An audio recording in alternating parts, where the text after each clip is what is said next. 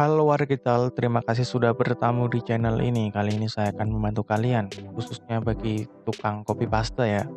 Karena biasanya tukang copy paste ini mengambil sebuah referensi dari jurnal atau dari blogspot atau lain sebagainya untuk dijadikan sebuah referensi.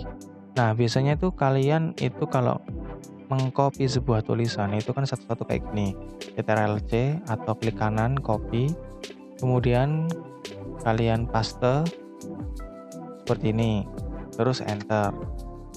Terus kalian mencari referensi lain, misalkan ini, kalian Ctrl+C atau klik kanan copy, kemudian di sini paste. Nah, ini kan terlalu ribet kan. Nah, saya punya sebuah cara nih agar kalian tidak ribet seperti ini, tidak satu-satu. Nah, caranya itu sangat mudah. Kita delete terlebih dahulu. Pertama kita buka sumbernya nih.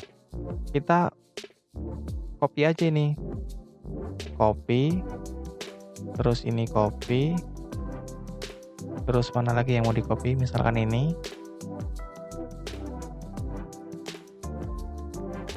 Nah, kemudian kalian buka Word. Nah, kemudian kalian klik Windows plus V. Kalian tekan Windows plus V di keyboard nih. Logo Windows plus V di keyboard kalian tekan.